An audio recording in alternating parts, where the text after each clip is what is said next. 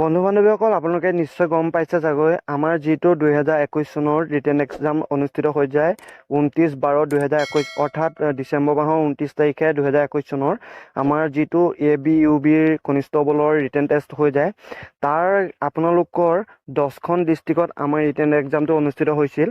আপোনালোকে চাই যাব আমাৰ সেই ৰিটেন এক্সামটো অনুষ্ঠিত হৈছিল তিনিচুকীয়া, যোৰহাট, তেজপুৰ, ডিফু, শিলচৰ, বঙাইগাঁও, গুৱাহাটী, নগাঁও, কোকৰাঝাৰ আৰু হাফলং। নিশ্চয় গম পাইছে এই 10খন ডিষ্ট্ৰিক্টতে আমাৰ এই এক্সামটো অনুষ্ঠিত হৈছিল, যিটো আমাৰ ৰিটেন টেষ্ট হৈ গৈছিলে 2021 বৰ্ষত ABUB। সেই এক্সামটো এই 10খন ডিষ্ট্ৰিক্টতে আমাৰ হৈ যায়।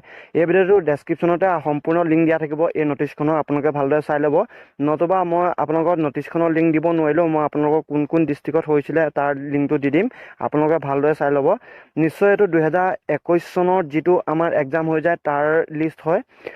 নিশ্চয় গম পাইছে চাগৈ তিনিচুকীয়া, যোৰহাট, তেজপুৰ, ডিফু, শিলচৰ, বঙাইগাঁও, গুৱাহাটীত, নগাঁও, কোকৰাঝাৰ আৰু হাফলঙত হৈছিলে।